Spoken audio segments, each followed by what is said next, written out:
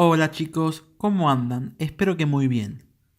Luego de mucho tiempo volvemos con los videos acerca de evolución y en este caso te traigo la segunda parte acerca de la evolución de la teoría de la evolución con lo que es el tema de la antigüedad.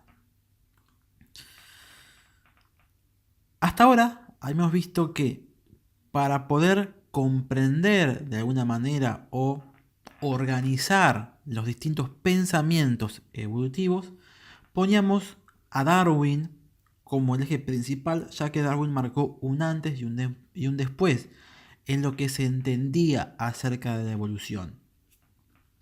Hablamos que después de Darwin hablamos de teorías post-darwinianas y antes de Darwin hablábamos de teorías o conceptos, mejor dicho, pre-darwinianos. En el video anterior empezamos a hablar de la antigüedad con dos influyentes que son Anaximandro y Empédocles. Si se acuerdan, de Anaximandro hablamos de su arjé y de su aperon, ¿sí? El inicio y el fin, y de que los humanos hayan surgido, por ejemplo, de el agua a partir de seres similares a peces.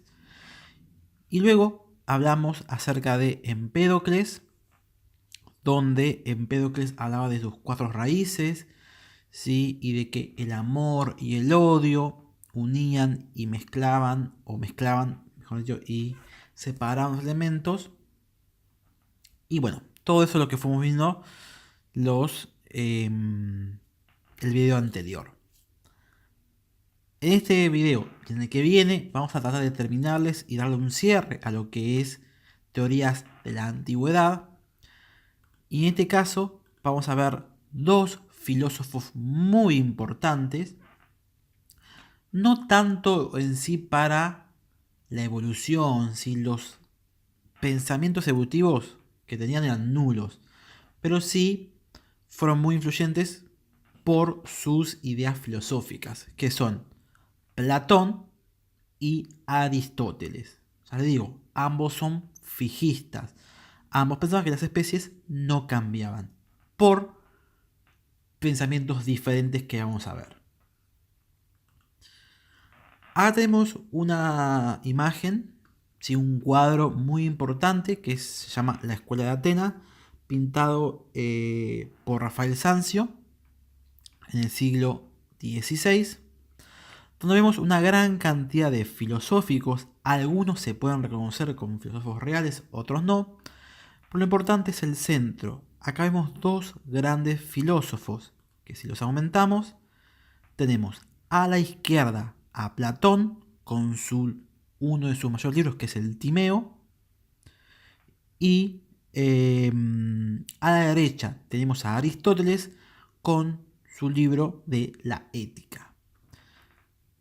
¿Por qué le traigo esta imagen? Porque acá vemos el pensamiento o los pensamientos enfrentados que había entre ambos filósofos.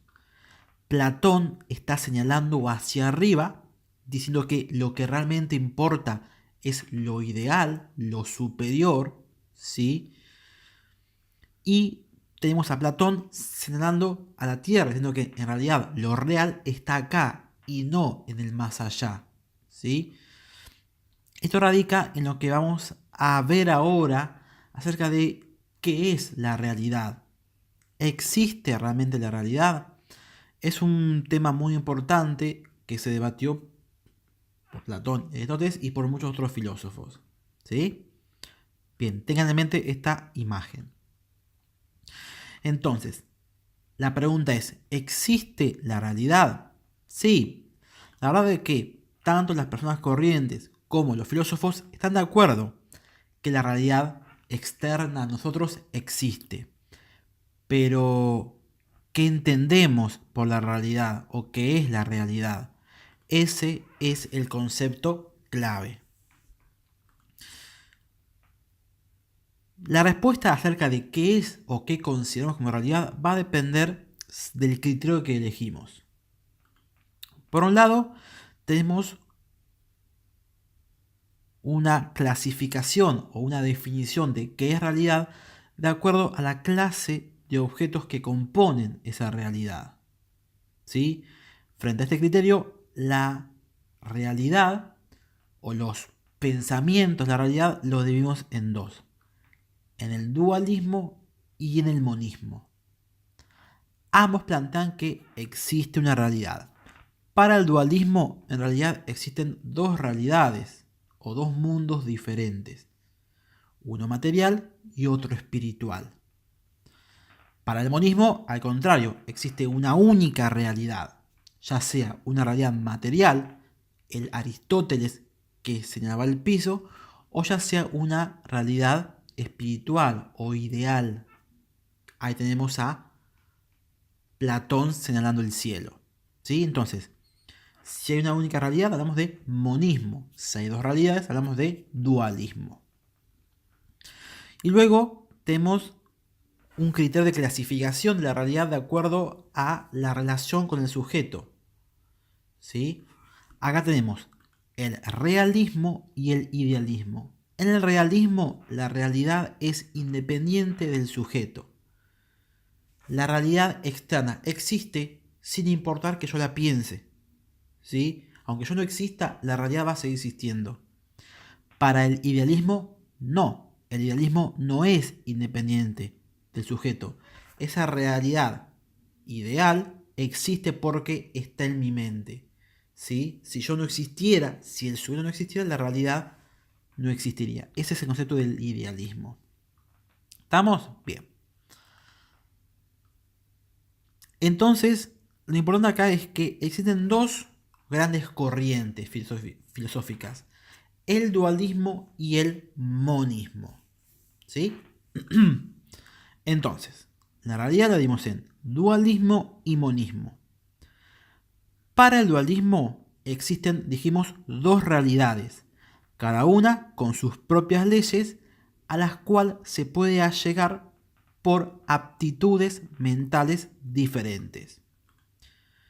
¿Sí? Tenemos lo que Platón llamó mundo sensible, que es el mundo que todos conocemos, y el mundo inteligible, ese mundo que no podemos acceder de forma directa.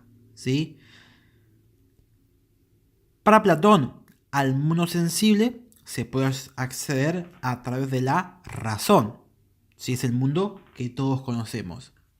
Mientras que el mundo inteligible, ese mundo de las ideas, ese mundo ideal, podemos acceder únicamente a través de una aptitud mental que es la fe. ¿Sí? Ese es el dualismo adaptado más que nada de Platón. Platón, obviamente, ¿no? Porque Platón era dualista. Por otro lado tenemos monismo, representado por Aristóteles. Para Aristóteles no existen dos realidades, existe una única que es independiente a nosotros. Él era bien realista. ¿Sí? El universo para el monismo está formado por un único sustancia, un único principio o sustancia primaria. Sin embargo, hay dos tipos de monistas.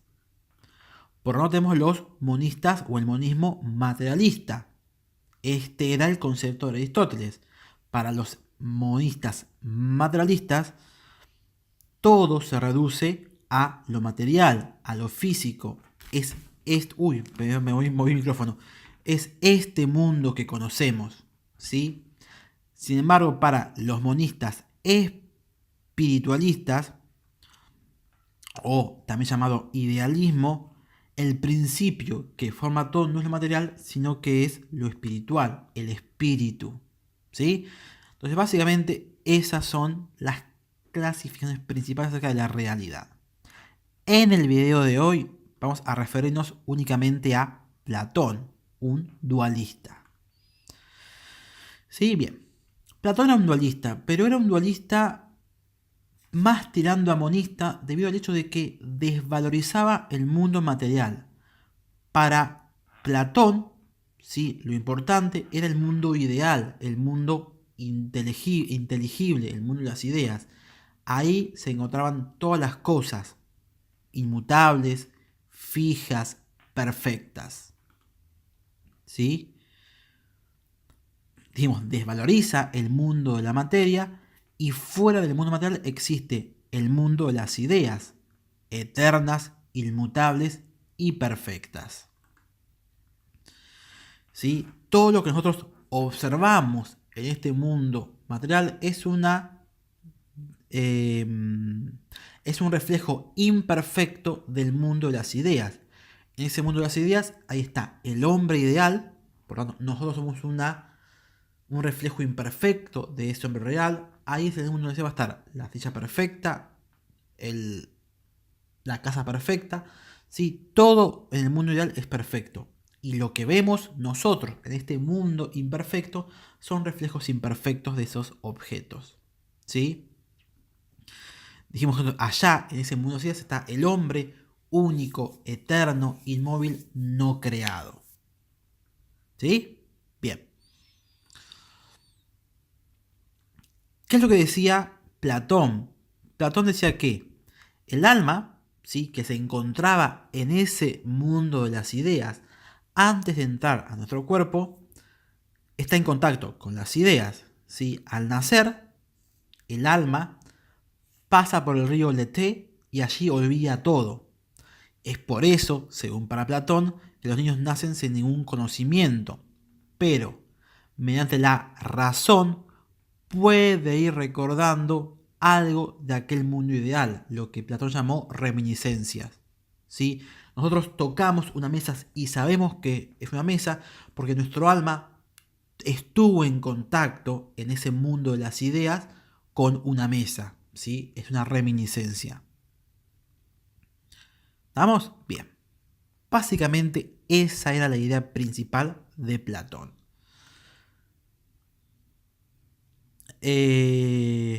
Bueno, eso no importa.